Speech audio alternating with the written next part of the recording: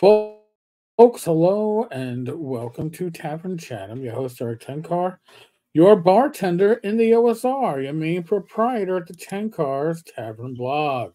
So, I've got an excerpt here from the first edition DMG, and spoke to a lot of people that were talking about their one ebooks, the DMG, the Player's Handbook, even the Unearthed Arcana, the Monster Manual. Everybody, it was North Texas.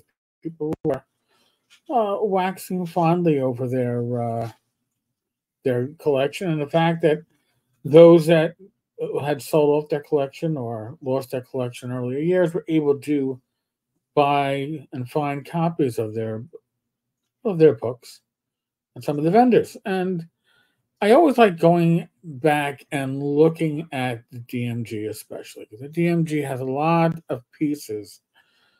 It's in a way, it's like Arduin. You go back, you look at Arduin, you go, I don't remember reading that, but that's interesting.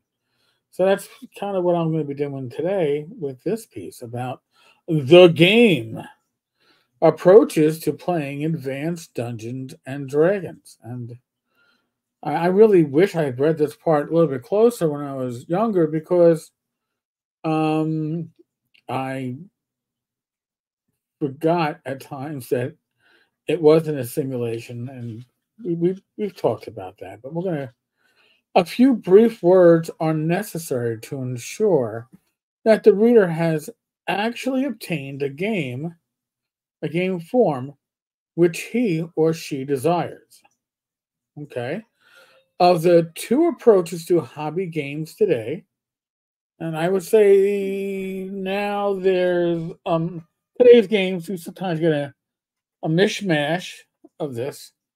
One is best defined as realism simulation. I think for games today that would be like GURP / dungeon fantasy. I think will certainly fall into that realism simulation school, and the other as the game school.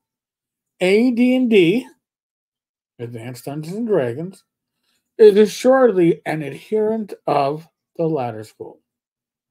It does not stress any realism in the author's opinion, an absurd effort, at best, considering the topic. This is why, a fighter, ninth level fighter, has a decent chance against a young dragon. Obviously, depending on the edition of the rules you're using. But this is why, a fighter of third or fourth level can probably go toe to toe with an ogre.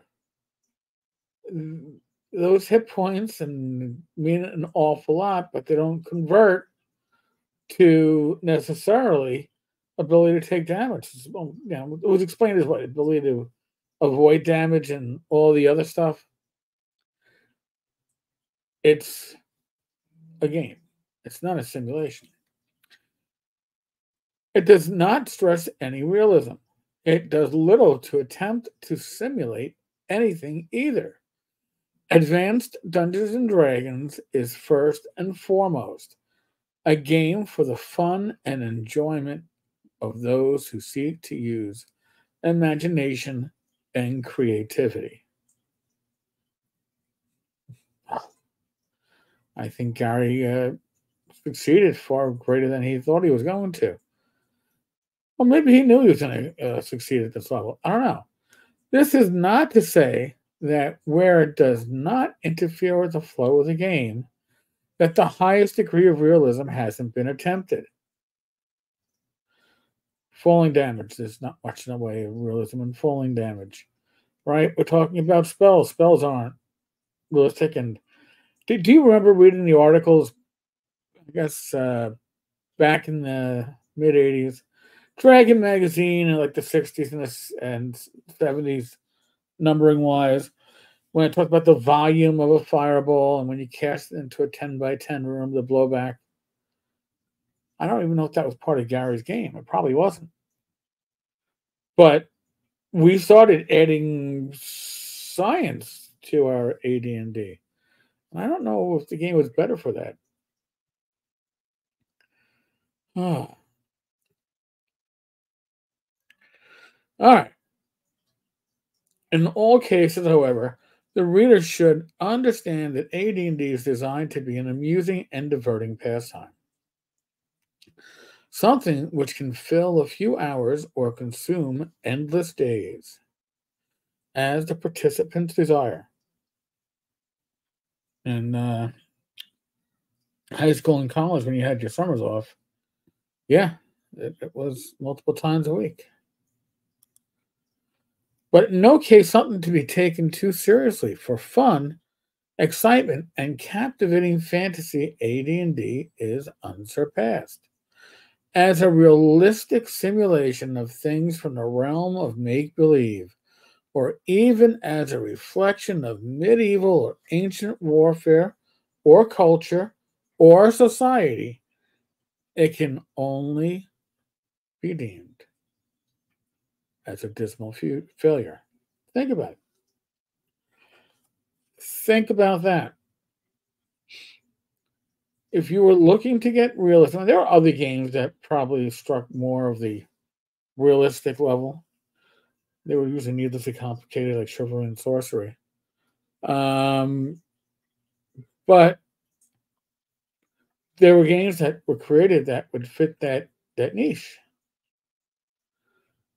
AD&D and its forebear D&D are about the game. They're not about the simulation. So, readers who seek the latter must search elsewhere. Those who desire to create and populate imaginary worlds with larger-than-life heroes and villains, like you find in fiction, who seek relaxation with a fascinating game, and who generally believe games should be fun, not work, will hopefully find a system to their taste. Sometimes I think we forget some of this. And I'm not saying that Gary's, view of what D&D was or was going to become was a perfect view, but he's right. The success of AD&D and D&D and the OSR is not on these rule sets simulating reality. It's about how it stimulates the imagination. And I think that's where it thrives and succeeds. So, there is a link on the bottom of the screen, tenkars-tavern.games/Warhammer. That's Warhammer Fiction, both 40K and fantasy, over at the Humble Bundle. So, if you want to support the tavern, if you enjoy this type of fiction, it's in Mobi and EPUB formats, I believe. So whether you're using an Amazon Kindle or Nook or one of the other readers, it should work for you. You pick it up, you get good reading material, and you put a few coins in the tavern's coffer. And we appreciate that. Folks, other than that, there's a live stream tomorrow night, Friday. Also, a live stream Saturday night, both of them at 8 p.m. Saturday is Gamers Health with my lovely wife, Rach. Tomorrow, the Random Party Generator with Joe the Lawyer, Greg Christopher, Rob Conley, Tim Shorts, and whoever else we can drag into the group for that night. So, as always, be safe, be well, God bless, roll those dice, roll them well. Back again tomorrow. Catch you later. Be good.